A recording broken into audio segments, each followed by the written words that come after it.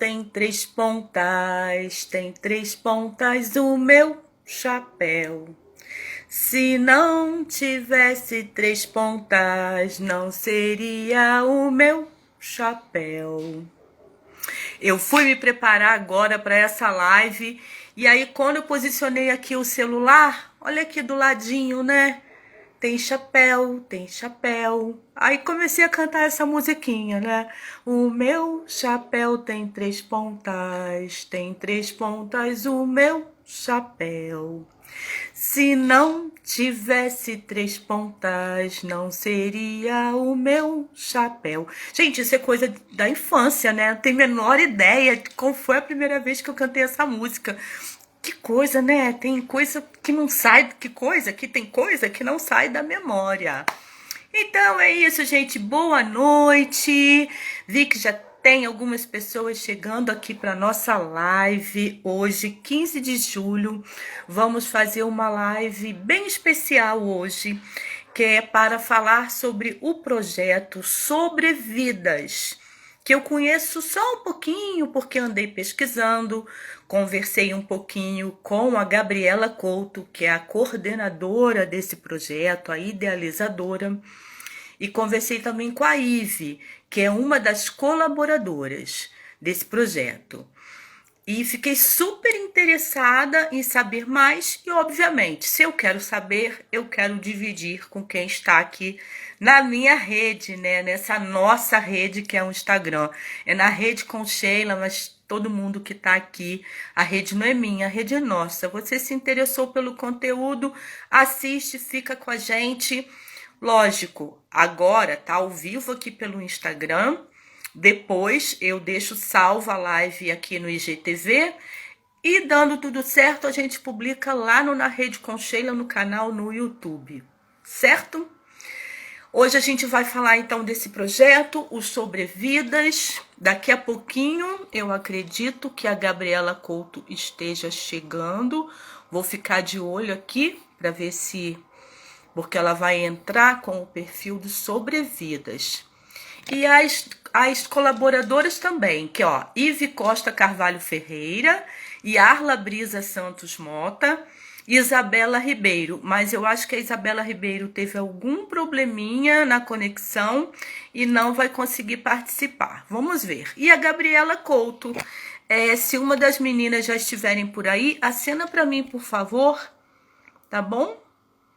Para a gente poder começar essa conversa, apesar de que eu marquei às 7, são 7h30, são 7h31, eu gosto de chegar um pouquinho antes para poder verificar aqui, e hoje eu tô toda metida, gente, porque eu cortei cabelo, meu cabelo estava imenso, eu tomei coragem hoje e passei a tesoura, eu não, né, a Márcia Sena, que é uma amiga que corta meu cabelo há muitos anos.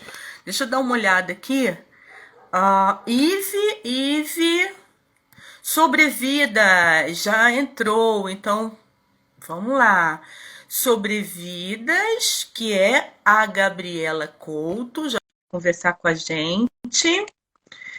Eu já mandei o convite para você, Gabriela.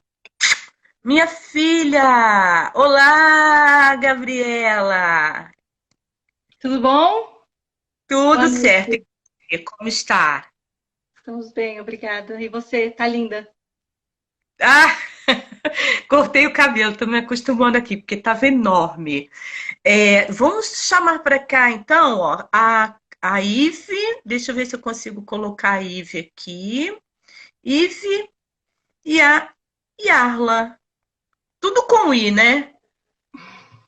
Você conseguiu as colaboradoras? Tudo com I. A Isabela, que hoje, pelo jeito, não vai poder participar, não é isso?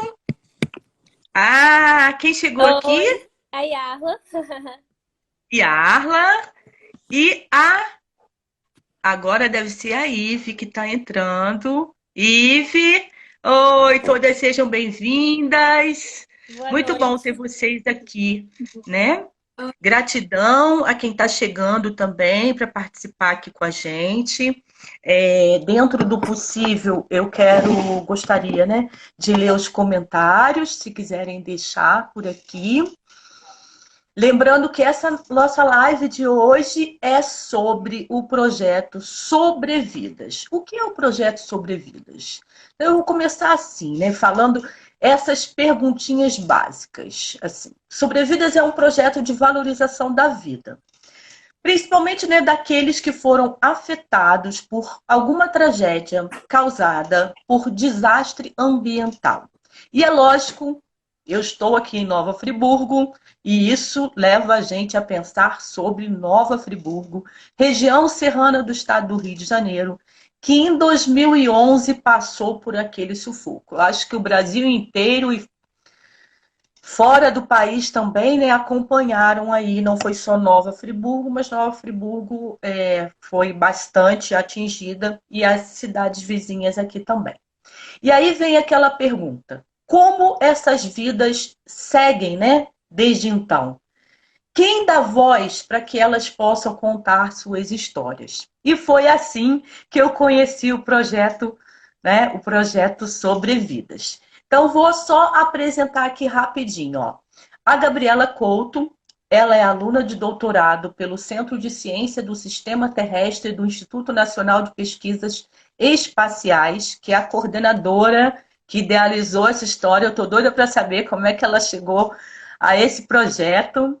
E temos aqui as meninas, a Ive Costa Carvalho Ferreira, que é aluna de Engenharia Ambiental da Universidade Estadual Paulista Júlio de Mesquita Filho, Unesp, e Arla Brisa Santos Mota, aluna de Direito da Universidade do Vale do Paraíba, Univap. E a Isabela, que não está com a gente, infelizmente, hoje, mas também é uma colaboradora desse projeto, Isabela Ribeiro, que é aluna de Meio Ambiente e Recursos Hídricos na Faculdade Tecnológica do Estado de São Paulo, campus Jacareí, a FATEC. Muito grata, estou muito feliz que vocês aceitaram o convite para bater o papo comigo, né? E com a gente, quem estiver por aqui. Sheila, o espaço. Eu estou muito feliz.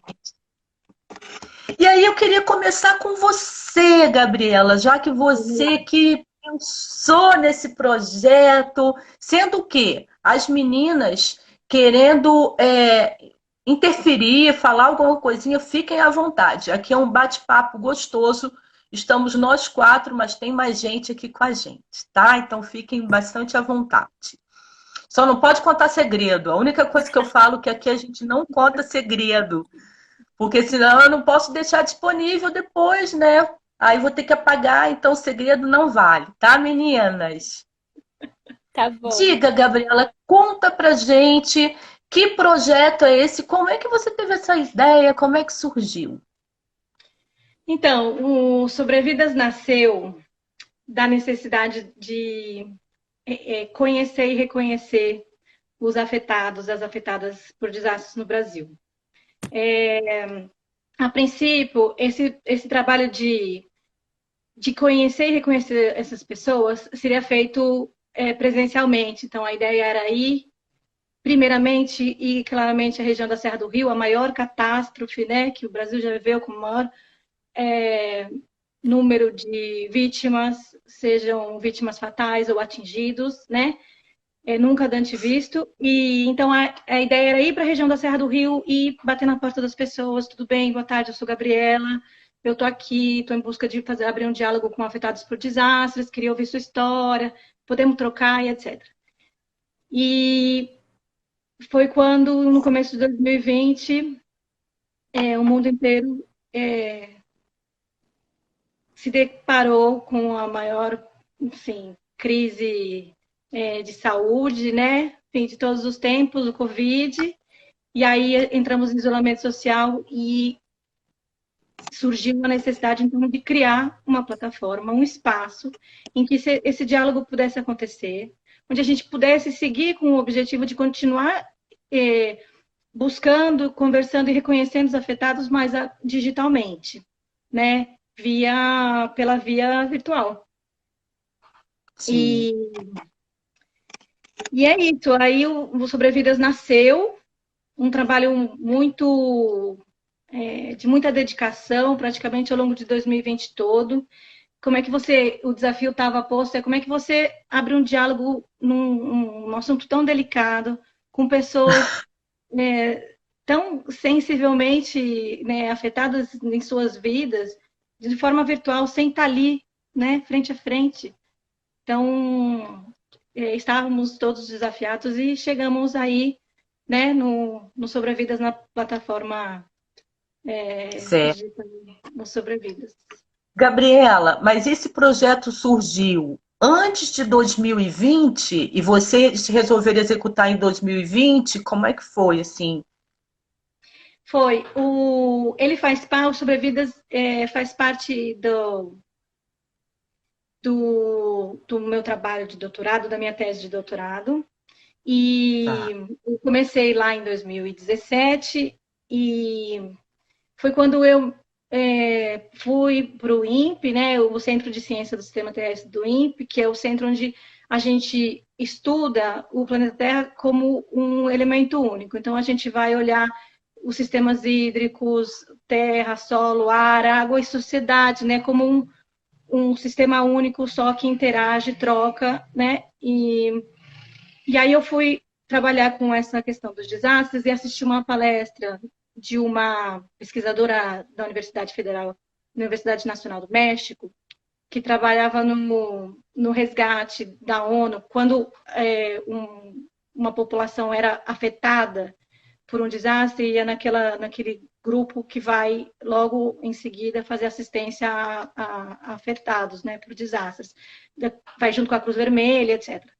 E ela contou uma história que quando ela conversava com as pessoas que tinham sobrevivido de uma catástrofe, e ela falava, mas como é que você sobreviveu? Como foi que isso aconteceu? Ah, foi a minha mãe que me colocou em cima da árvore e a correnteza levou. Ah, não, foi a minha vizinha que veio, me tirou, não sei o quê. Quando ela foi buscar não sei o que outro, ela foi levada. Então, assim, num conjunto, nas histórias vinham aparecendo que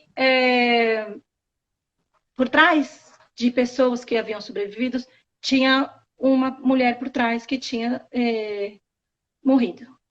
E eu fui tentar entender, então, o que a ciência conhecia. Quer dizer, quando se trata de desastres, como é que diferentes grupos, diferentes pessoas cumprem diferentes papéis numa situação como essa. E foi quando eu fui olhar para tentar conversar com afetados e tentar olhar a partir dessa perspectiva que eu chamo da perspectiva de gênero.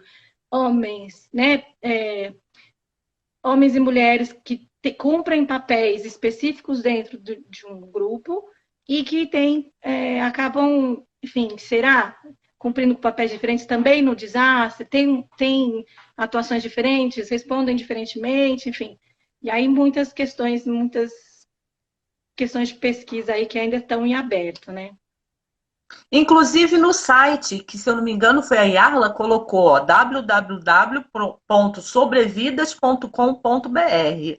Porque agora aqui as pessoas estão lendo, mas depois quando vai lá para o YouTube, para o Spotify, só vão escutar. Então eu tento acompanhar um pouquinho. E se vocês também quiserem interromper e falar alguma coisa, é até bacana sobre os comentários, porque os comentários, infelizmente, eles só ficam aqui quando está ao vivo. Depois eles somem. É diferente de quando a gente faz pelo YouTube, né? Você falou sobre gênero. Tem alguma coisa no site que tem o foco para o feminino? Por que isso te chamou assim mais a atenção? Então, é o que eu te falei. Nasceu desse momento onde essa pesquisadora da Universidade do México trouxe essa informação. E que era algo que ela encontrava no campo, na realidade. E eu fui buscar na ciência. Quer dizer, como é que a ciência enxergava a questão do desastre a partir de uma lente que olha para gênero. Porque você pode entender desastres de várias maneiras, né, a partir da perspectiva das pessoas, por exemplo, que têm dificuldade de mobilidade, a partir da perspectiva de pessoas que são exilados em outras nações. Você pode olhar para a situação de desastre pela gestão do risco de desastre. Tem várias lentes das quais você pode olhar um mesmo elemento, que são os desastres. A proposta do trabalho é olhar a partir da perspectiva de gênero. Por quê? E aí tem uma frase da ONU, que eu até coloquei aqui, porque eu, como pesquisadora, adoro fazer uma referência bibliográfica, né? Então, que Sim. diz assim: mulheres, meninas, homens e meninos são afetadas de maneiras diferentes pelas mudanças climáticas e desastres, sendo mulheres e meninas as que enfrentam maior risco, responsabilidade e impactos. Tem, Uau!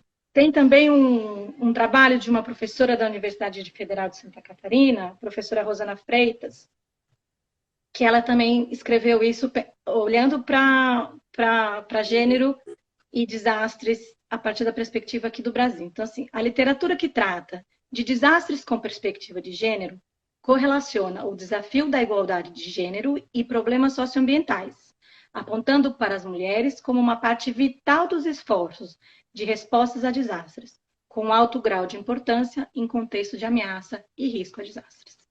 Então, quer dizer, é um olhar que é feito para tentar compreender como que as relações entre as pessoas e o espaço que elas ocupam, né, se dão quando se trata de desastres.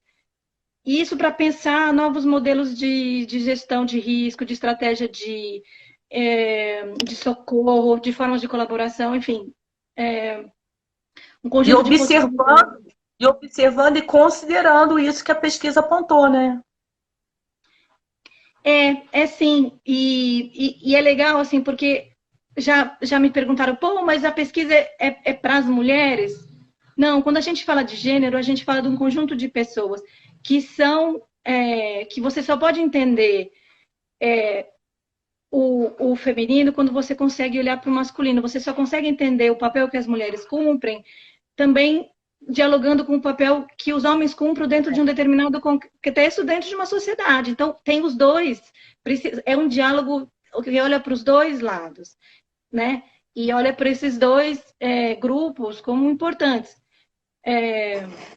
E a pesquisa tem essa coisa, olha para as mulheres, talvez, e é isso, a gente pode conversar mais sobre isso depois, mas como as mais afetadas ou não, mas como aquelas que têm diferentes capacidades de se recuperar. Então, como é que a gente entende, né, o desastre olhando para essa dualidade, né, na questão do gênero? Certo. Alguém passou aqui, eu estou tentando voltar, falando que foi muito importante Foi a Laura. estar. A Laura. Laura? Uhum. Estou tentando voltar aqui, porque ela fez um comentário, eu não estou Ela conseguindo falou: vocês voltar. estão fazendo toda a diferença na nossa luta. Aí ela concordou com o que a Gabriela falou sobre a diferença de gênero. Ela falou isso mesmo. Vocês conhecem a Laura? Vocês têm. Sim, A Laura, ela também. Vocês estão em São Paulo, as três. isso. Sim. Vou ter que admitir que as mulheres não desistem. Não desisti. Somos. A gente não quer falar dos homens. Acho que até hoje, dia 15 de julho, parece que é dia do homem. Eu não tive nem tempo de falar. Parece que hoje é dia do. Gente, olha só, dia do homem. Mas vocês estão bem representados com a gente aqui hoje, né? Porque acho que assim, já que saíram os homens, né? Saíram do nosso útero, já que eles vieram daqui, eles não tem jeito, não pode negar a nossa existência, né? As mulheres sempre presentes. Deixa eu perguntar um pouquinho, então, Gabriela, agora para as meninas, assim, né? A Ive, primeiro. A Ive foi a que falou comigo, né? Que fez o primeiro Foi. contato. Ive, como que você foi convidada a participar ou você soube e já quis participar? Como é que você chegou para esse projeto? Eu fui convidada a participar. Eu fiz alguns projetos relacionados também com desastres, com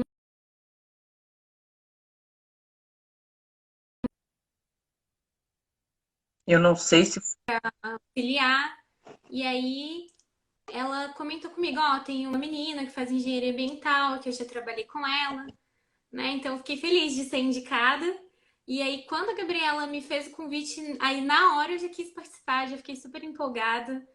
É uma proposta muito bacana e é um prazer mesmo, assim, pra gente ter esse privilégio de ouvir essas histórias, das pessoas compartilharem com a gente as histórias delas. Então, foi na hora, assim, foi um convite, mas que na hora eu já quis participar. Na verdade, A Sheila, eu quase cacei a Ive, sabe assim? Porque quando eu estava com esse desafio mesmo, né, de ampliar a capacidade de diálogo do Sobrevidas com os afetados, as afetadas, eu precisava de mais gente junto comigo. Sozinha, a gente não vai a lugar nenhum, né? E aí, Sim. quando é, enfim, o nome da Ivy chegou até mim, eu falei, gente, eu preciso da Ivy junto comigo nesse projeto. E aí, logo de cara, ela falou da Yarla e da Isa. Falei, são vocês, vamos junto nessa, vamos nessa, não sei o quê. E aí, enfim, estamos aqui, né, inteiramente dedicadas aí para o Sobrevidas. E o Sobrevidas e eu, principalmente, sou muito abençoada de ter as meninas junto comigo. É É, uma e todas oportunidade, um prazer muito grande. E os nomes todos com a letra I, isso me chamou a atenção, né? Eu falei, nossa, com tantos nomes, todas. E Arla, que é diferente, Ive e Isabela. Falei, pô, a Gabriela soube escolher muito bem, né? É um grupo harmônico. Ó, que delícia. E você, Ive e Arla? E você, Yarla, como é que você chegou assim ao grupo? Por conta da Ive, mas o que te chamou a atenção nesse projeto Então, o para mais você aceitar? interessante é que a Ivy já chegou falando assim, olha, eu tenho uma proposta aqui de um projeto muito legal que é a cara de vocês. Ela mandou no grupo que estava a Isa também, né? Na hora que ela falou, eu fiquei apaixonada, porque eu nunca tinha ouvido falar da pesquisa dos desastres ambientais por essa perspectiva de gênero. Eu não conhecia esse olhar ainda. E eu fiquei encantada. Na hora eu já me apaixonei, falei, não, com certeza. Nem sabia assim mais a fundo, só sabia por cima do que era. E já quis conversar com a Gabriela e me apaixonei, fiquei encantada também. Quis na hora, assim.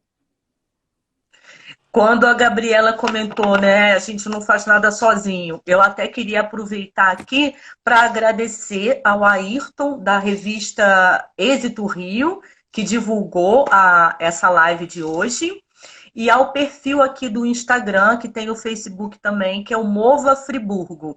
Então aí fica a minha gratidão, lógico, a todas as pessoas que compartilharam, mas também Mova Friburgo e Êxito Rio, que são dois espaços bem bacanas, assim, e gratidão. Inclusive ao Marcelo Verli também, que ele é do grupo Inova Friburgo. Quando ele recebeu por e-mail essa sugestão de pauta, porque ele tem um programa na TV, ele falou, Sheila, não vou ter tempo de divulgar na TV, mas faço questão que você divulgue lá no grupo, que é um grupo também bem atuante por aqui, para conhecerem. Nem todo mundo pode participar ao vivo, né? Por isso que é importante a gente tentar deixar aqui salvo esse conteúdo para poder as pessoas acessarem depois. Gabriela, esse projeto tem começo, meio e fim? Ou você, assim, né? Tem o comecinho, o meio, que eu acredito que está acontecendo, agora você tem um prazo para ele finalizar? O que você pretende fazer com essa compilação de dados? Essa é uma pergunta muito bacana, Sheila, porque é uma pergunta que a gente faz para a ciência, né? Como é que o que a gente faz com o conhecimento que a gente adquire a partir da pesquisa? Como que a gente usa, como é que a gente compartilha, né? Como é que a gente divide aquilo que as informações que a gente levantou e o conhecimento que a gente gerou? E aí, uma das reflexões que eu faço e que eu tenho feito é essa, de que a ciência, o conhecimento que ela gera, ela não traz respostas, mas ela traz novas perguntas. Então, quer dizer, a gente olhar para os desastres brasileiros, olhando para os diferentes papéis que as diferentes pessoas cumprem em situações de desastres, talvez a gente não chegue a uma conclusão, agora é preciso que seja feita tal coisa, mas que novas perguntas surgem. Então, se esse grupo tem um papel importante, por exemplo, na prevenção, por que quando a gente pensar a prevenção, de repente a gente olha para esse outro conjunto sei lá, de comunidade ou como vizinhança, e como é que a gente juntos trabalha nesse coletivo para pensar um novo modelo de prevenção de desastres. Então, conhecimento que sobre conhecimento vai fazendo a gente capaz de entender melhor uma situação, que nesse caso é uma situação de desastre, que trata-se de salvar vidas, né? Quer dizer, a partir do momento que você entende melhor como é que as pessoas percebem, respondem, se recuperam de situações de desastres, é quando você consegue pensar novas estratégias, novos jeitos de lidar com uma situação como essa.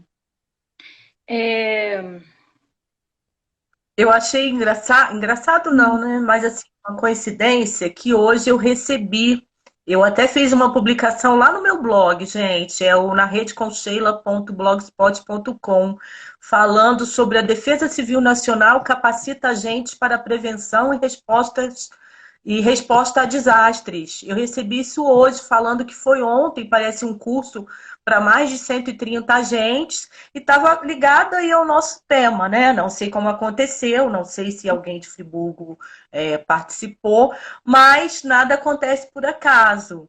Então, eu achei assim, nossa, que coincidência, a gente vai falar sobre isso à noite, e eu recebendo ali por e-mail a informação. Quem quiser, só acessar o blog Na Rede com Sheila, para poder acessar todo o conteúdo, enfim. E tem os links bem interessantes também. Por incrível que pareça, né? Tem gente ainda que não se cadastrou por SMS para receber a previsão do tempo, não a previsão, quando tem risco, né, de tragédia e tal, tem gente ainda que não tem isso.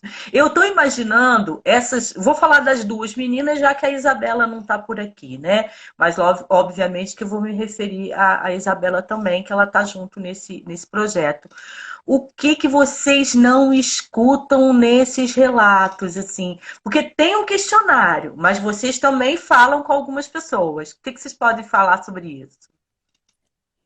Quem quer falar? Para mim, é bem divertida a conversa, porque eu sou uma pessoa muito comunicativa, eu gosto muito de conversar. Mas, ao mesmo tempo que é divertido conversar com a pessoa, às vezes é desafiador, porque são realidades muito diferentes, coisas que a gente nem imaginava que uma pessoa poderia ter vivido, e a pessoa conta. E a gente estava até conversando, a gente sempre conversa com a Gabriela, quem são os afetados, né? Às vezes, as pessoas que estão no projeto também são afetadas, porque quando a gente escuta algumas histórias, a gente também fica mal, fica refletindo aquela história.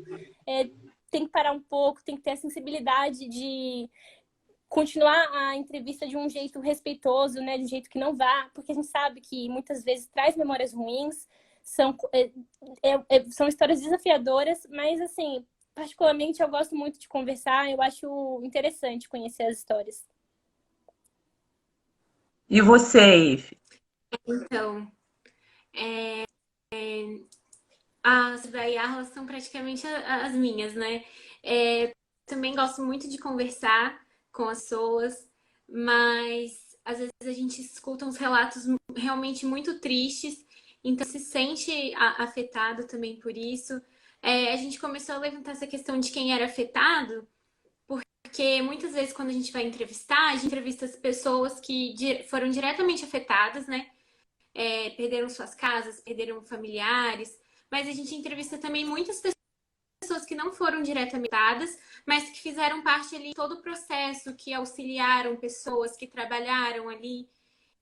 E a gente começou essa discussão, elas também são afetadas, né? Porque elas viveram e viram. E ao mesmo tempo que é muito triste, é muito bom também quando a gente consegue ver alguns relatos de resiliência, assim, de pessoas que conseguiram dar a volta por cima disso, de pessoas que passaram por isso, mas que hoje trabalham com meio ambiente, com escotismo, né, que buscam sempre estar preparadas, como você comentou do curso que tem. Eu sempre vejo o pessoal que eu mantenho contato falando sobre hoje a gente vai ter curso de primeiros socorros, hoje nós vamos fazer uma roda de conversa para resolver tal problema. Então, a gente percebe que é uma comunidade muito unida, isso é muito bem das pessoas.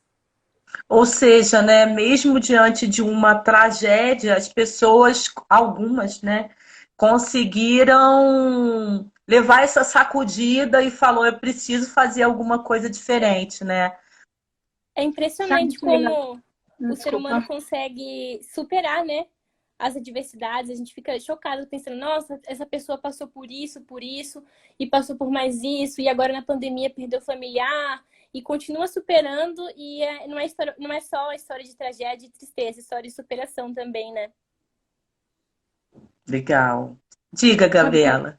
Então, o que eu ia falar, o que as meninas estão aqui declarando, né, compartilhando, é exatamente o que a gente enxerga e que a pesquisa no mundo todo traz como importante elemento, que muitas vezes, a partir de uma situação de tragédia, de desastre, ela acaba sendo um elemento que fortalece atuação em grupos, em comunidades, de pessoas que se empoderam daquilo para entrar no movimento por luta de direito, moradia, organização de comunidades, assistência à saúde, enfim, um conjunto de não só de novas formas de lidar, né, com o pós-desastre, a recuperação, mas também como o conjunto de capacidades que os próprios indivíduos acabam desenvolvendo, né, para seguir lidando e seguir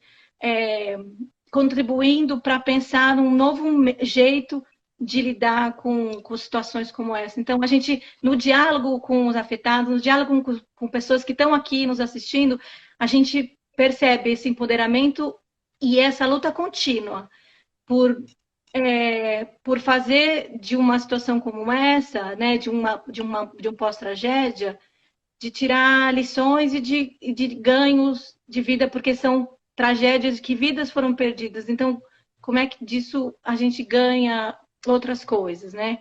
E, e é de muita admiração, assim, a gente fica não só emocionado por conta das histórias tristes, mas também muito emocionada por conta da capacidade e da força das pessoas que sobreviveram a uma tragédia, de continuar trabalhando, cuidando, lutando, né?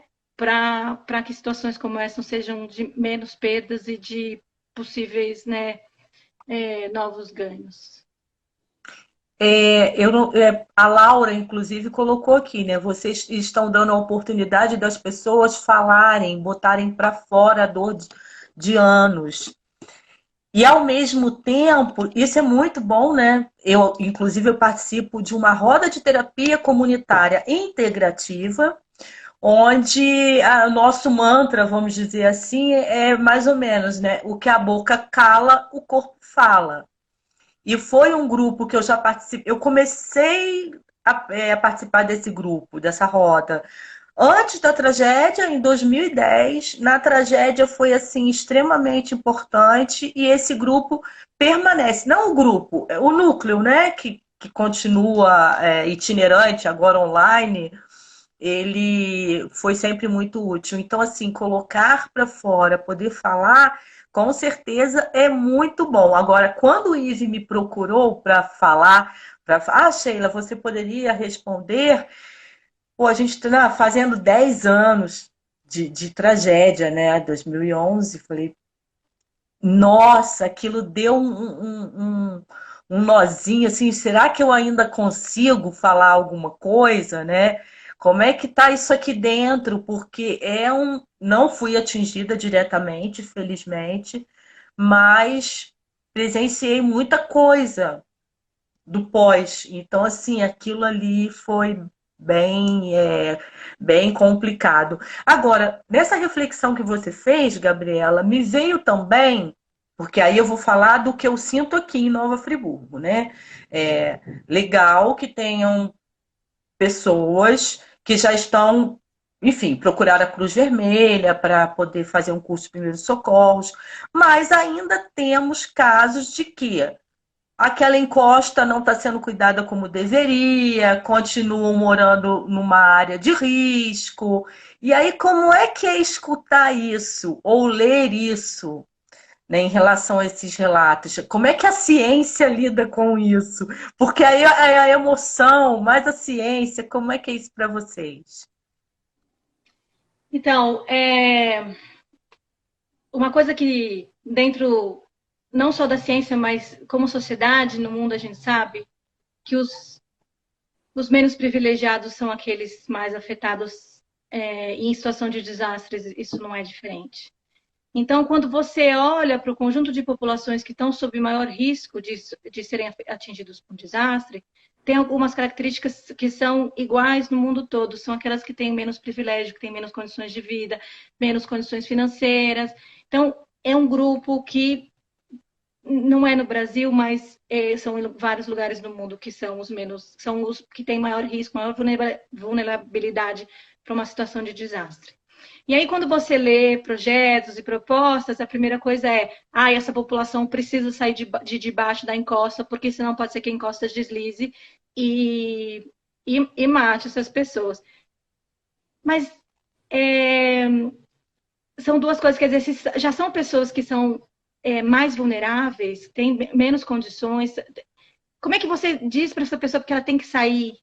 Vai para onde? Com que condição? Vai como? Então, pensar só em propostas que são estruturais, quer dizer, no sentido de precisa remover pessoas desse lugar, é um olhar fundamental, porque você precisa fazer análises de encostas, de lugares com maior situação sobre risco, etc. Mas são pessoas que já são frágeis socialmente, economicamente. Então, como que se faz? Né? Não adianta a ciência dizer que precisa retirar, ou então os relatórios concluírem que essas pessoas precisam sair daí. Né? Então, e é isso. E é onde que, enfim, a gente, que é uma coisa que eu queria também trazer para a conversa, algumas das perguntas que a gente faz, como é que elas são importantes para a gente reconhecer, por exemplo, a importância de onde a pessoa mora, onde morava, como que isso faz a gente entender melhor as fragilidades, as vulnerabilidades. Porque... Ou seja, não sei se é mais ou menos isso. Você pertencer àquele lugar desde que você nasceu. A gente sentiu um pouco aqui, né? Eu nasci lá no bairro... Estou tentando lembrar aquele mais atingido. Não foi São Geraldo, não. Chácara do Paraíso. Não foi. Nossa, me deu aqui um branco. Logo depois de Duas Pedras. Gente, olha, isso é um risco sério, assim, quando a memória já começa a falhar, isso não é bom. No chat ajuda. Ajuda, Sheila. Nossa, e agora? Depois de Duas Pedras, gente, foi a área mais atingida. Nossa, mas daqui a pouco eu vou lembrar. Muita gente ali acabou, né? Praticamente o bairro acabou. E aí, como é que você sai dali? Falou assim, agora, né, você vai morar aqui. Mas qual é essa referência? O vizinho é lá de uma outra localidade, né? Então, assim, não ter referência de nomes do meu vizinho. A gente se ligou muito nisso na roda de terapia, sabe? A tristeza que dava das pessoas falarem de perderem sua referência. Muita gente fala isso pra gente também. Desse sentimento de pertencimento ao lugar, esse laço afetivo. Assim, eu cresci lá, meu pai fez a casa lá, eu tinha todos os meus amigos eram lá e eu tive que mudar para um lugar onde eu não conhecia ninguém e hoje eu não tenho ninguém que era meu amigo morando perto. Muita gente relata isso pra gente também. Lembrei o nome, Córrego Dantas. Eu sabia que depois que eu parasse um pouquinho, eu ia lembrar, viu? Córrego Dantas. Eu não sei se vocês chegaram a falar com alguém aqui desse bairro do Córrego Dantas. Sim, nós conversamos com pessoas do Córrego Dantas.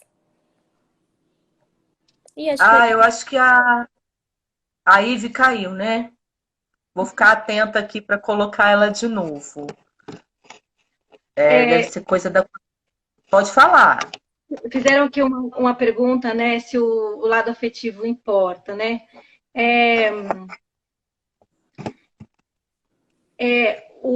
como é que a ciência entende essa questão dos laços dentro de situações de desastres é muito elucidativa à medida que as relações daqueles que são mais próximos são fundamentais no momento da tragédia. Porque, assim, quando acontece uma tragédia, um desastre, né, uma catástrofe, a ajuda demora a chegar.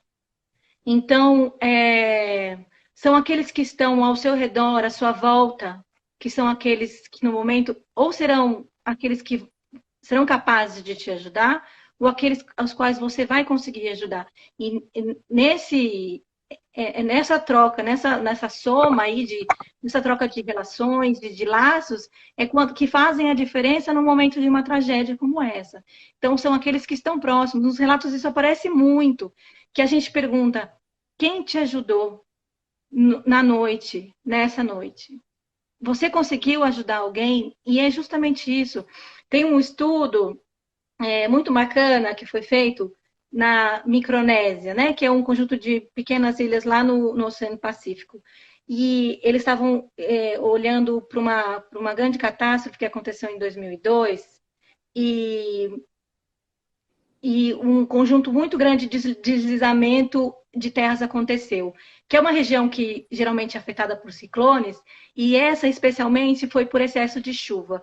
E ninguém estava treinado para responder a uma situação de desastre como essa. Eles tinham treinamento para ciclones e para outro conjunto de desastres, mas eles foram afetados por uma chuva muito forte em poucas horas e foi um deslizamento muito forte.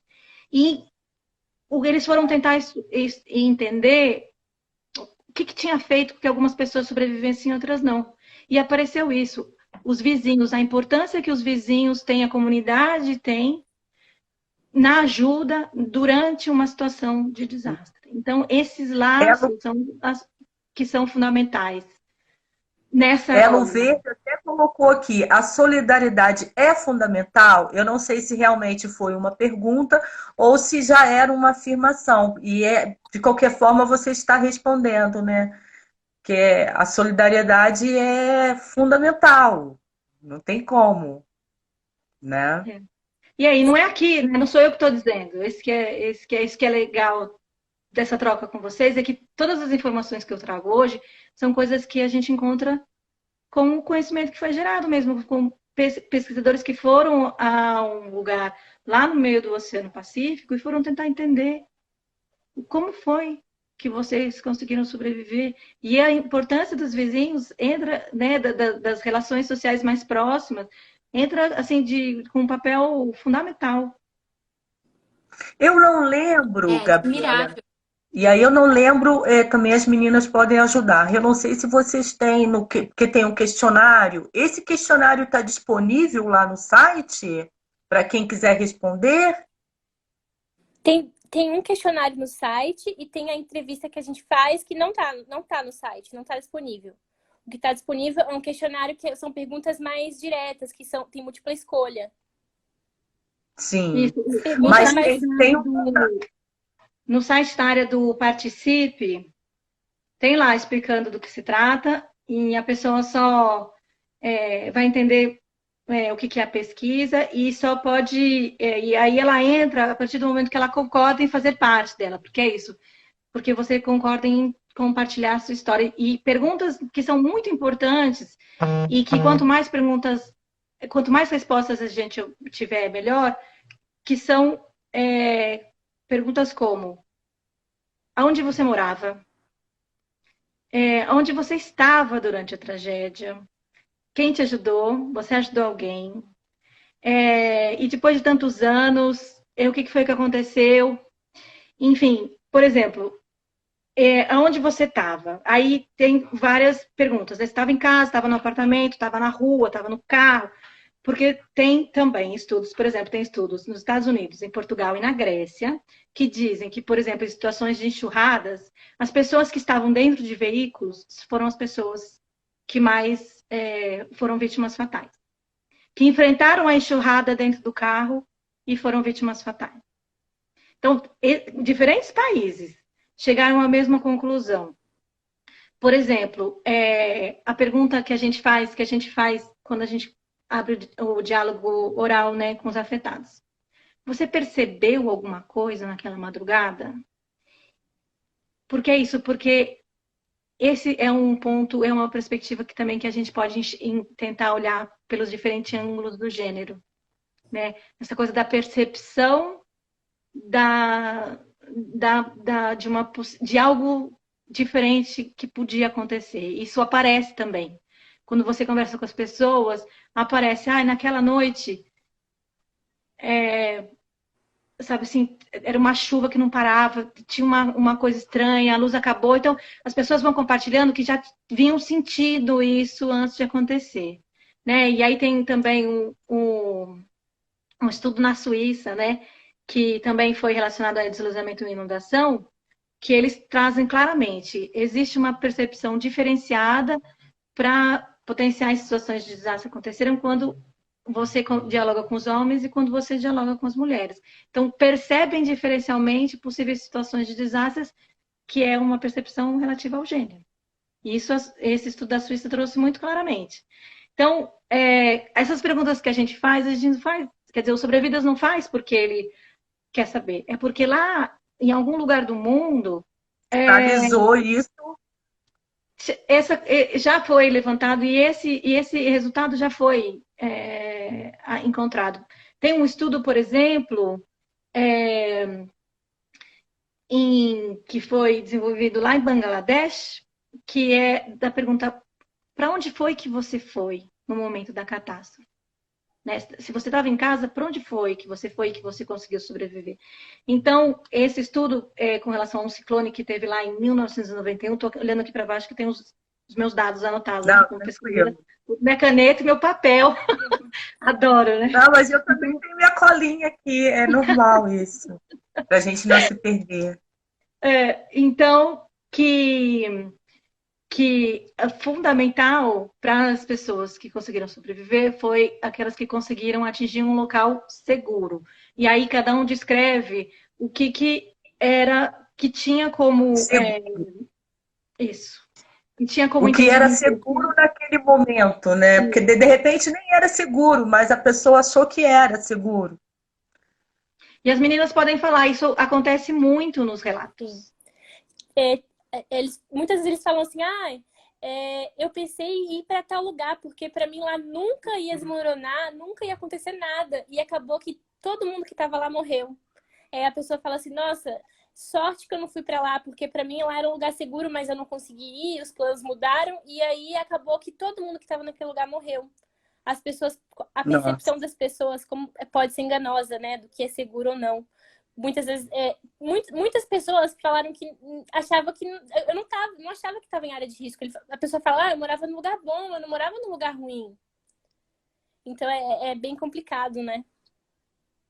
Esse estudo... Essa situação reforça... Oi, Ivi? Falhou para mim. Essa situação, esse tipo de situação reforça a importância de muitas vezes acontecerem os treinamentos ou da questão da educação ambiental voltada para desastres, onde nas escolas os alunos eles elaboram um plano de segurança. Por exemplo, começou um deslizamento ali, para onde que eu vou? Aonde eu posso me abrigar?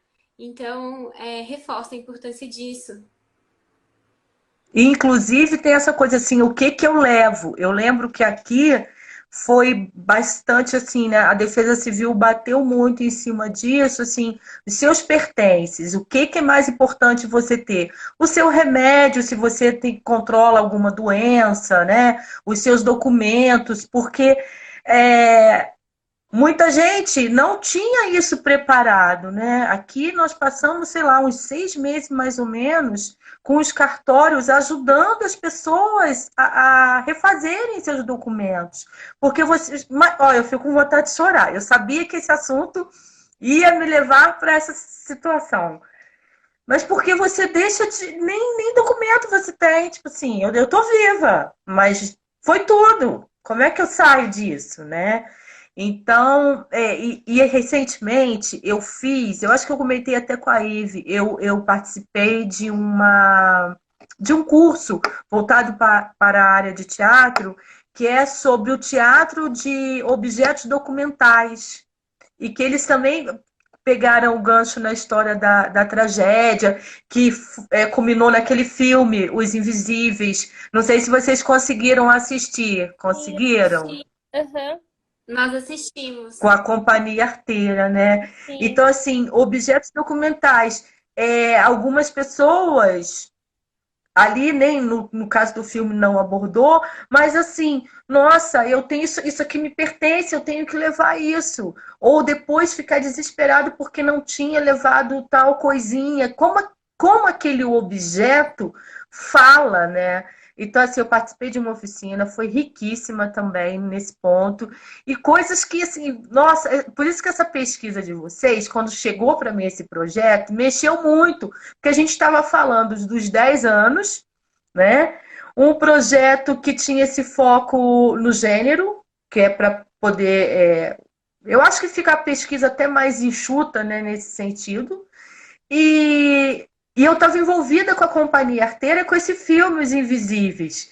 Vocês querendo dar voz, né, vez e voz para essas pessoas falarem, e eles lá na outra ponta tentando valorizar também essas pessoas que, de certa forma, ficaram até invisíveis. Porque chegou um ponto que eu não tenho documento, eu não tenho nada, eu não tenho mais referência, eu não tenho em casa. Então, assim, né, conviver com isso tudo, nossa, é demais.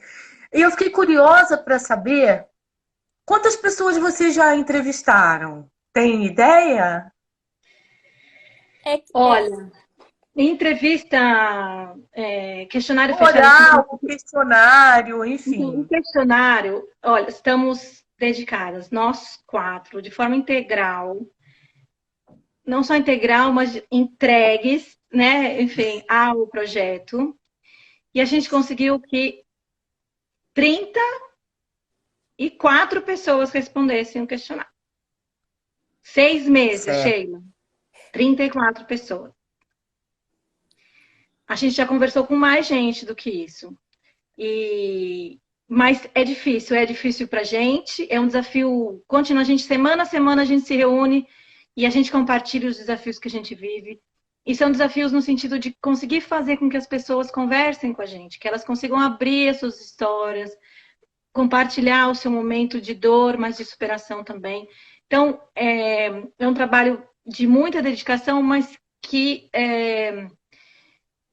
o número é ainda, se você for pensar, que foram mais de 3.000 afetados. Por que é isso? Porque os números oficiais dizem que foram 3.000, mas foi muito mais gente. Sim. E o nosso número, abre aspas, amostral é 34. Não. Na verdade, uma população com 180 e poucos, né, mil habitantes, na verdade, alguém, de alguma forma, foram atingidos, né? Uns muito mais, outros menos, mas agora a Laura até colocou, infelizmente o povo não gosta muito de falar. Eu ainda fiquei pensando, como eu É, sou da área de comunicação, eu fiquei pensando nesse documento em vídeo, que seria muito mais difícil ainda se vocês tivessem ido por esse caminho, né?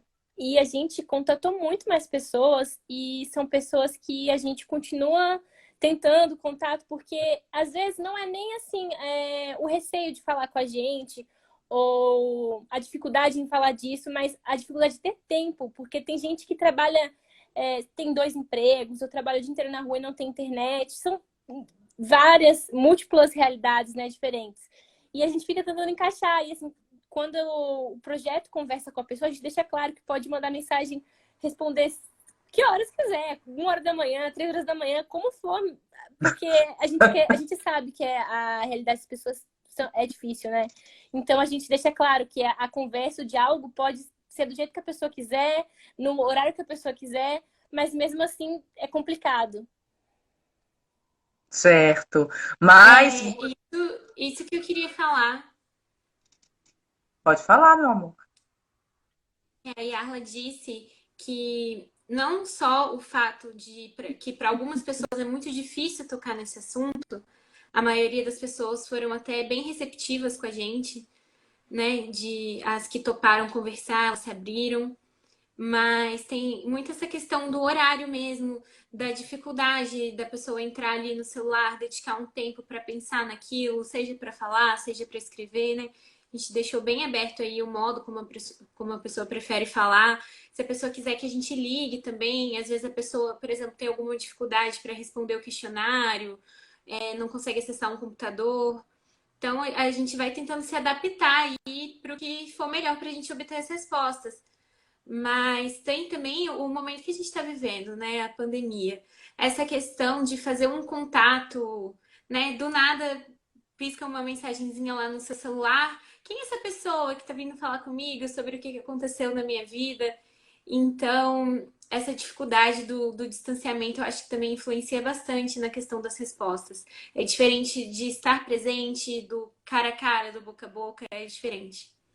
A Laura, descobri que a Laura é de Teresópolis, né? Que ela colocou aqui. Acho que tem a questão emocional também, com certeza. Mas ela é de Teresópolis, então. Então eu acho que eu e a Laura, a gente deve ser as duas mais falantes, porque eu acho que eu também falei bastante com. Nossa, assim, não, é para falar? Então vamos embora, vamos falar, né? Vamos contar. Até para ajudar, eu acho que é bom a gente entender, quem estiver assistindo, né, seja agora ao vivo, ou depois lá pelo YouTube, ou aqui pelo IGTV, quem puder acessar o site e responder, e eu acho que, se eu não me engano, fica um telefone para contato, não é isso? Porque eu não lembro mais, que eu respondi, mas eu não lembro. Porque aí, de repente, pode aprofundar isso, como a Gabriela falou, né? E as meninas, desligar e tudo mais. Eu acho que assim, o pedido principal, e aqui eu vou aproveitar o espaço, todo mundo que está aqui, né, Claro. assistindo a gente e assistirá mais para frente, é que se tem uma história para contar, começa pela plataforma, pelo questionário fechado. Lá são perguntas que são fundamentais para a gente conseguir olhar para a questão dos desastres a partir de um outro ângulo. Porque lá são questões muito claras e objetivas. Porque hoje no Brasil, a gente não sabe quem são as pessoas afetadas por desastres. Quem são elas? São jovens, idosos, são homens, mulheres, são trabalhadores rurais, moradores da cidade, moram sozinhos, têm muito filho, moram em apartamento, moram em casa. No Brasil a gente não sabe. A gente não reconhece, a gente não conhece e reconhece os afetados por desastres no Brasil. Não sabemos quem são. Né? Então, assim, no questionário são perguntas muito diretas, para que a gente possa superar essa primeira barreira de reconhecer aqueles que são afetados por desastre. E aí a gente vai para além das fronteiras. Qualquer pessoa que se sinta afetado por uma catástrofe pode ir lá entrar e dizer: eu tenho tantos anos, eu sou mulher, eu tenho tantos filhos, eu morava numa casa, morava com 7 pessoas, não tinha emprego, e aí tem um espaço lá. Você quer contar a sua história? Você pode escrever. Você quer compartilhar a sua história para o WhatsApp? Está aqui o nosso telefone. Quer gravar um vídeo? Está aqui, manda uma mensagem de voz. Não precisa ter que enfrentar a dor e a angústia de ter que contar. Esse é um espaço que a gente abre para as pessoas que gostariam para que possam colocar para fora, né? E é isso, falar e tirar de dentro do corpo e falar, usar a voz, né? Como você mesmo falou. Mas já delas se reconhecerem como afetadas e se manifestarem ali, já soma para a gente conseguir responder essa primeira pergunta que não está respondida no Brasil. Quem são os afetados por desastres? Por que algumas pessoas são mais afetadas que outras? Quem são aquelas que têm capacidade de sobreviver? Quais são as capacidades? O que é importante numa situação como essa? Então, são perguntas muito elementares, né? que são individuais, mas que fazem a gente entender o coletivo, que é o coletivo de sobreviventes, sobre a vida de pessoas que tiveram vidas perdidas. E isso é o mais importante, assim, no começo. Eu quero sim compartilhar minha história, o espaço é seu. A gente está aqui, aberto, somos 4, a gente quer te ouvir, a gente quer conversar. Se você ainda não está preparada para ouvir, para falar, vem com a gente aqui, entra na plataforma, acompanha o nosso trabalho, responde o questionário. A gente vai continuar aqui para te escutar no momento que a pessoa quiser. O foco de vocês, como vocês colocaram assim, região serrana, vocês o quê? Teresópolis, Petrópolis, Nova Friburgo, Bom Jardim, Isso, São José do Vale do Rio Preto. São José do Vale do Rio Preto. Isso. Mas se outras pessoas, né, que passaram por outro tipo de desastre que envolva, né, o desastre ambiental aí, também se responder, não tem problema, né?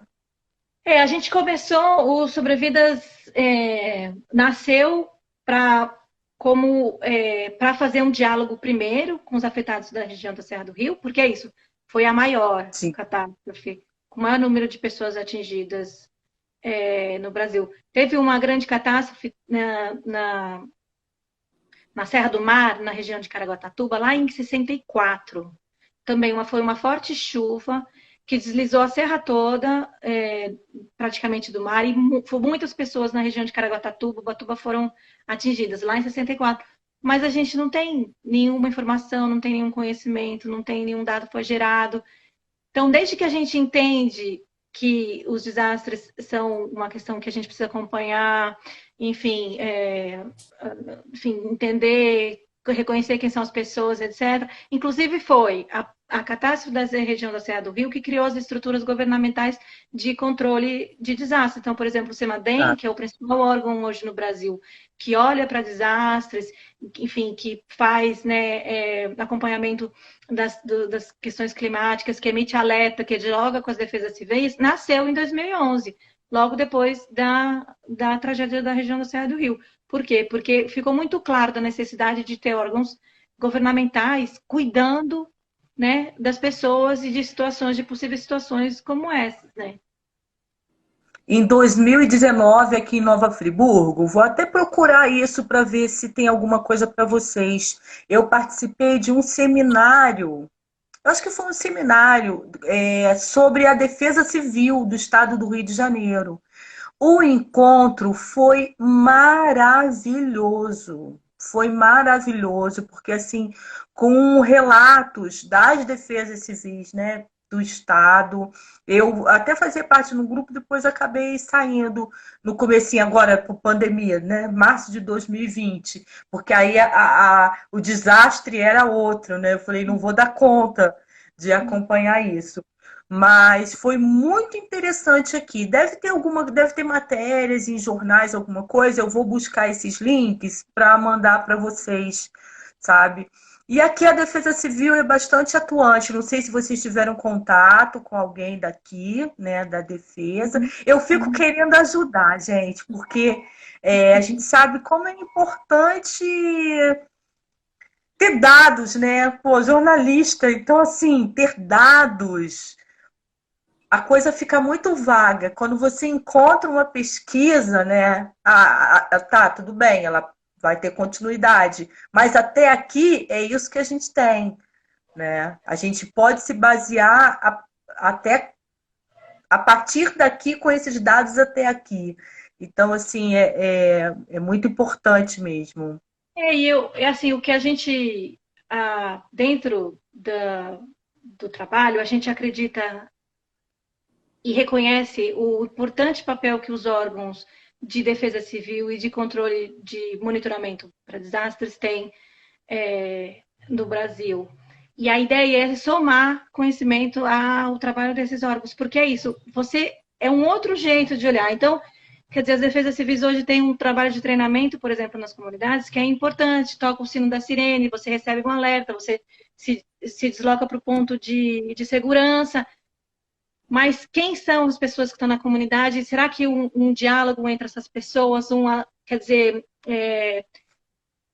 quer dizer, essa questão, né, os papéis que cada pessoa, né, dentro de uma comunidade podem cumprir, somar o trabalho que a Defesa Civil está fazendo. Então, fulano sabe que tem ciclano na casa de lá que tem alguma dificuldade de mobilidade, que aciona uma outra, que tem um radioamador que comunica de lá. Então, assim, o papel que os diferentes grupos cumprem e que podem cumprir e auxiliar e somar no trabalho que hoje a Defesa Civil, o CEMADEM, as Defesas Civis do CEMADEM vem fazendo para prevenir, né, e evitar que novas situações de desastres aconteçam, né?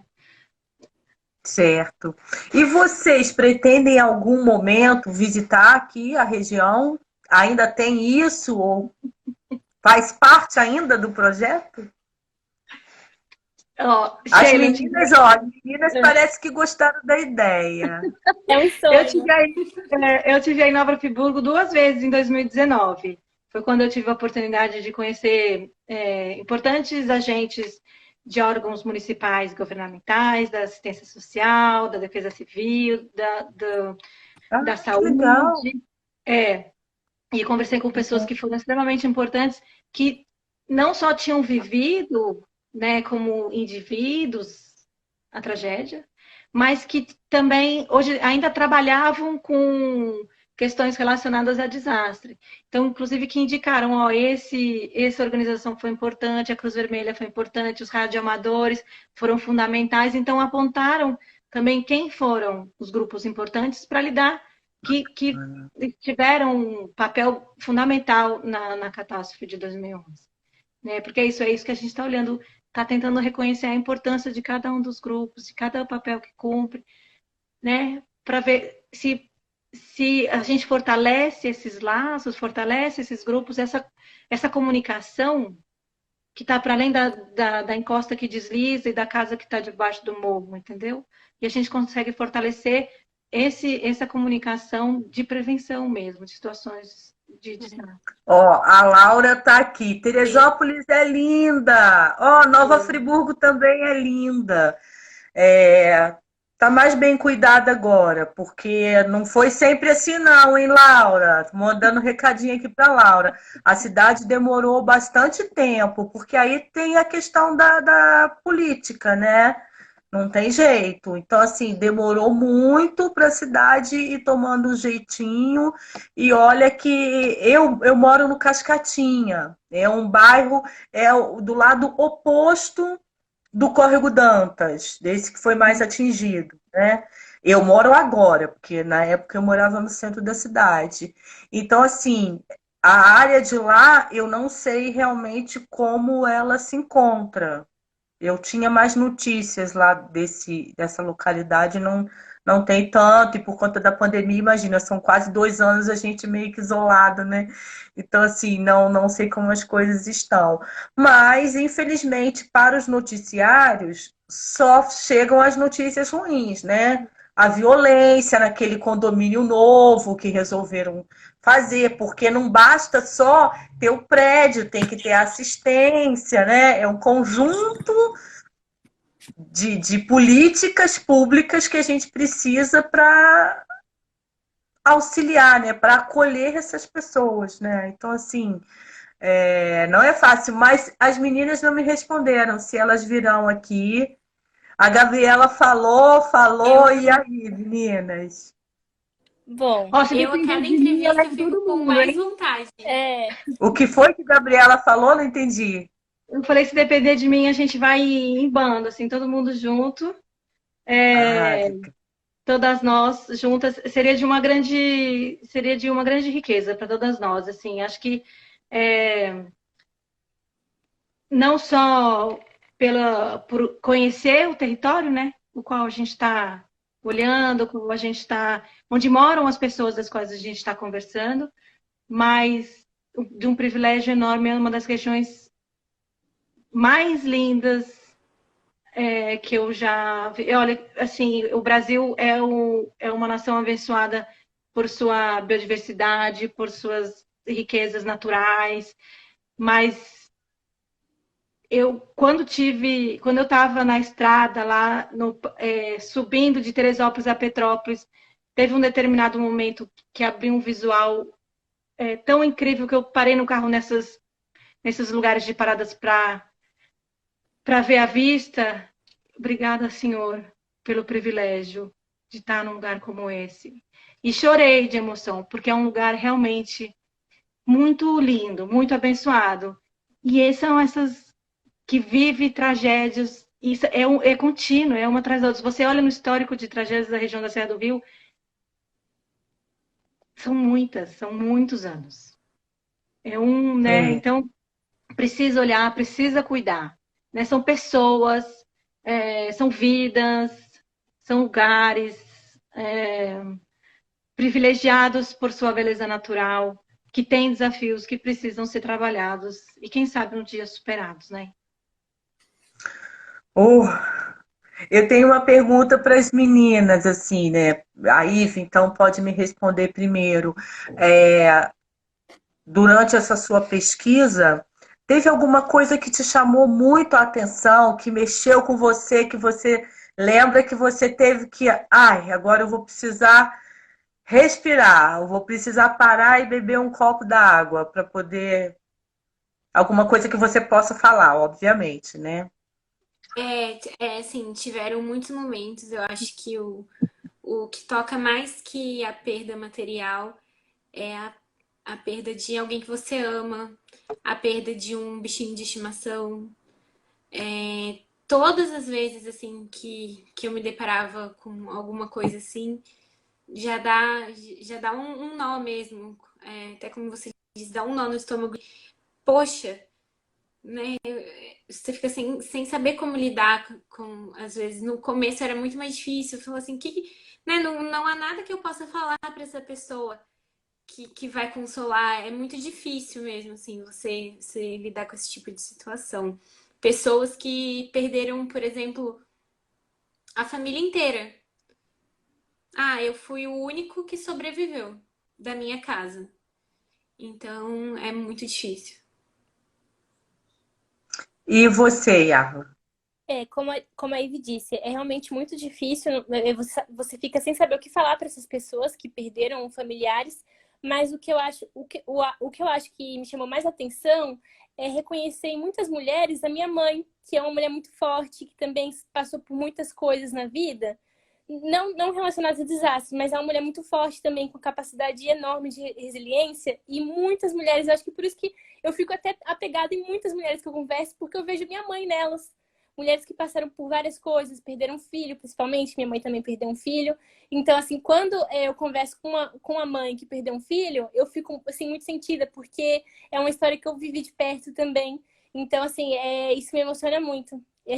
Assim, eu fico assim, muito, muito, muito, muito ligada a essas mulheres mesmo, porque eu vejo a minha mãe nelas, uma mulher forte, uma mulher resiliente, que continua lutando todos os dias.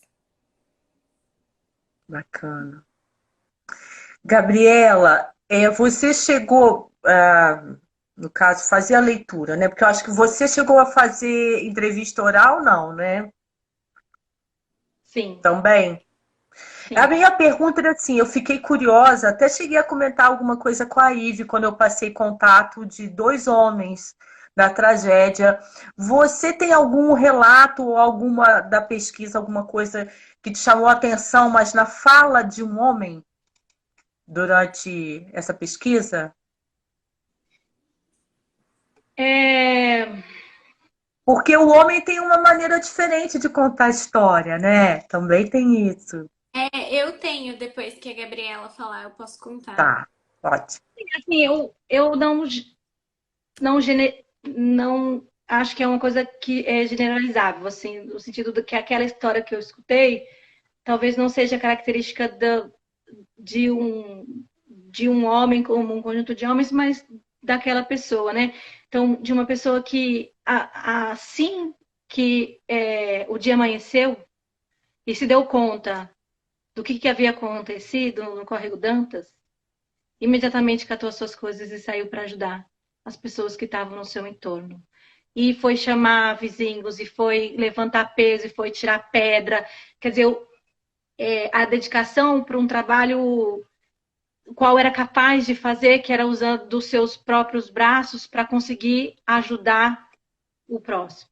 Então, na força, o uso da força, de uma força que ele, quer dizer, que a gente entendeu como uma força masculina, que Sim. foi imediatamente utilizada para carregar pessoas, movimentar coisas, construir ponte, que é uma coisa que, que surgiu desse relato, desse indivíduo que eu conversei, e que não apareceu em outros. Então, assim, não sei te responder se é por conta de ser um homem ou se é porque, à medida em que essa pessoa se viu diante de uma catástrofe como essa, teve Entendi. assumiu esse papel e foi ajudar, Certo, né, desse jeito. certo. Ive, Eu tenho uma história de um homem de resiliência que é uma história muito legal. No primeiro momento da entrevista, né, a Sheila passou pela entrevista, então ela sabe. Quando ele contou sobre o dia da tragédia, ele contou coisas muito pesadas, assim, que não dá pra falar aqui, são coisas muito tristes que ele viu. E depois de um tempo, ele começou a fazer parte do grupo dos escoteiros. Ele pôde ajudar muito lá no dia pelas habilidades que ele tinha. E depois ele quis continuar nos escoteiros e dar continuação desse trabalho dos escoteiros com os jovens. Então ele disse assim para mim: eu ensino tudo que eu sei para esses jovens, porque se um dia acontecer de novo, vão ter mais pessoas preparadas, mais pessoas que vão saber o que fazer. Então eu achei muito legal assim a superação dele, como ele quis, como ele transformou a tragédia em conhecimento para passar adiante para as pessoas. Achei muito legal. nossa, é. Ai, gente, é muito relato. Eu acho, assim, eu já trabalhei com o jornalismo direto em jornais, né, TV e tal, na linha de frente. Agora, durante alguns anos, eu trabalho como assessora de imprensa, assessora de comunicação, que a gente conta a história de uma maneira diferente. Não sei se por conta da pandemia também, mas eu ando muito mexida e eu acho que assim, eu não conseguiria estar no lugar de vocês, sabe? Ligando e falando com essas pessoas, eu acho que eu ia chorar o tempo inteiro do outro lado, o emocional ia falar mais alto. Então, assim, o bom é que elas são bem novinhas, né, Gabriela? Assim, você também é novinha, mas elas eu acho que mais um pouquinho, né? Você também. Mas Mas são faz uma histórias coisa. que ao mesmo Oi? tempo são tristes e também são lindas. Assim, eu tive uma história também de homem que foi marcante para mim, que foi um homem que depois que ele conseguiu ajudar as pessoas, os vizinhos, e ninguém estava mais em perigo, ele andou 40 quilômetros até a mãe dele para ele avisar que ele estava vivo, porque ele sabia que a mãe dele estava Não. desesperada. Nossa. E é engraçado que agora, quando a gente começou a falar, né, dos homens, apareceram vários aqui, foram subindo aqui alguns, assim, Tiago, pelo menos pelo nome, né? Porque hoje em dia a gente falar de gênero, são todos seres humanos e a gente tem essa dificuldade para lidar com isso também e respeitando a todos, por favor, né? A gente tem muito respeito, assim, enquanto ser humano. Algumas pessoas mais frágeis, outras mais fortes, umas fortes fisicamente, mas emocionalmente mais fracos, né? Mais sensíveis, não fracos, mais sensíveis. Então, hoje a gente tem também, né, Gabriela, tem que ir mudando até a forma de pensar, né? Eu acho que é um desafio constante, né? É isso aí. Mas o que ela falou sobre como é que a gente lida, né? Como é que a gente lida com aquilo que a gente se propôs a fazer, né? Que é ouvir, conhecer, reconhecer e trazer vida à história, né? De pessoas que sobreviveram, né? À catástrofe. A gente é ser humano. Todos nós aqui, como você falou, somos seres humanos e a gente se emociona. Todas nós tivemos que interromper uma entrevista para pedir Oh, desculpa, porque a gente precisava chorar também. Então, é muito forte, mas mais forte ainda reconhecer nessas pessoas a força, a capacidade de conseguir. Eu não preciso falar, Sheila, você está aqui diante da gente, você viveu, você sabe do que é, do que se trata, o desafio que todos à sua volta viveram, e você está aqui hoje dando espaço, não para a gente, mas para todos aqueles que um dia foram afetados por uma catástrofe e que podem querer compartilhar a sua história, entendeu? Então, são muitas histórias de muita força, de pessoas que hoje continuam lidando com a emoção, mas são capazes de fazer dela uma escada para ir para cima, né? E declarações do tipo, se eu tivesse que fazer o que eu fiz, eu faria tudo de novo, tudo igual. Então, é de uma Legal. força incrível e precisa ser reconhecido isso. Quando a Sheila fez o convite, né, da live, aí eu falei com ela assim, por fora. Vou falar com as meninas. Eu por dentro, nossa, a gente tem que participar disso. Vai ser muito importante para o nosso projeto. Vai ser demais. Ah, porque a ideia é essa. Eu A não gente agradece consigo. muito esse espaço.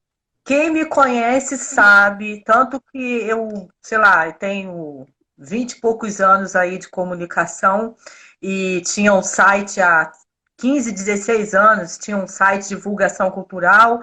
Essa sou eu, né? Porque antes era Culturanf, então assim, passou a ser na Rede Conselho, porque eu não consigo saber de alguma coisa bacana e não compartilhar.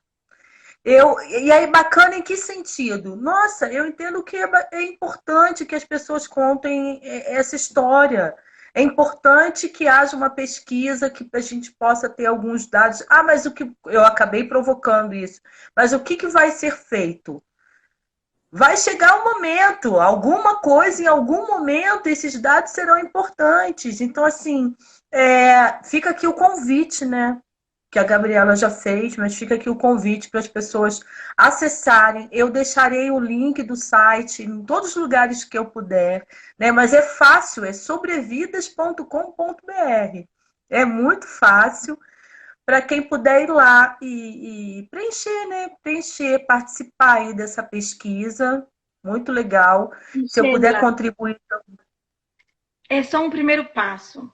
É, A gente está dando o passo inicial. Aí, isso aí. é sair do zero, sair do número. Quem são os afetados? Não são 3.000, não são 7.000, são pessoas. Quem são essas pessoas? Que condição que elas tinham? Onde elas moravam? Como que elas conseguiram sobreviver? Né? Para a gente conseguir reconhecer essas pessoas, para que daí a gente consiga pensar outras maneiras de Legal. lidar com uma situação como essa. Eu vou tentar passar o link de vocês. A gente vai conversar, obviamente, depois, mas o site já adianta bastante. Até a Laura até que me chamou a atenção para isso aqui, quando ela colocou o Terra Nova. Eu conheço algumas pessoas que são ligadas ao Terra Nova, ou tem um outro também, um outro bairro que foi bastante atingido.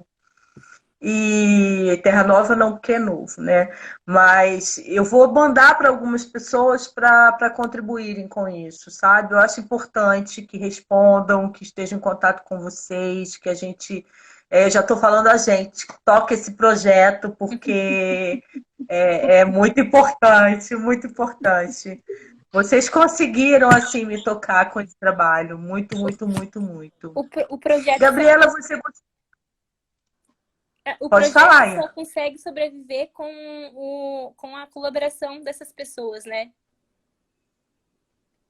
A Laura foi super bacana aqui É. também, Laura. Então, Laura, depois você compartilha esse conteúdo que de repente, quem sabe a gente não conseguiu, não consegue sensibilizar outras pessoas, né, com esse papo nosso aqui. Então, vamos compartilhar.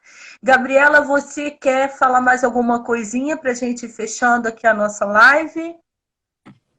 Quero fazer o pedido novamente. Antes, só fazer um comentário. Laura, são 10 anos de luta, né, Laura? Que está aqui lutando pelos direitos daqueles, né, de vida e de superação dos afetados por desastres. A gente reconhece e agradece também por ela estar aqui perto e junto com a gente. E o meu pedido para o coletivo aqui, para o grupo, é acessa a plataforma, conhece o projeto, vai lá na área do Participe, responde o questionário. Se o seu coração te disser, eu quero contar a minha história, entre em contato, a gente está disponível por e-mail, a gente está disponível por WhatsApp, a gente está disponível no telefone. No Todos Facebook, os no Instagram também. Facebook, Instagram, obrigada, Yala. Então, todas as ferramentas de comunicação, a pessoa quiser compartilhar a sua história, a gente está aqui para ouvir. Ótimo. Só quando a pessoa estiver preparada. Caso contrário, a gente respeita e a gente aceita. Mas conta pra gente quem você era, como você superou. Tá lá o questionário. Você vai responder aquilo que for possível para você responder e o dia que você estiver preparado, a gente está aqui para ouvir. Isso aí, muito legal. E aí, meninas, querem deixar uma mensagem aqui para a gente fechando? Eu reitero que Eu quero agradecer. Pode falar, amiga. Bom, eu quero agradecer pelo espaço, pela conversa, foi ótimo. Quero agradecer as meninas. É um privilégio trabalhar com elas, admiro muito cada uma. E como a Gabriela falou, né? Quem se sentir à vontade para conversar com a gente ou para responder o questionário, nós estamos aqui. É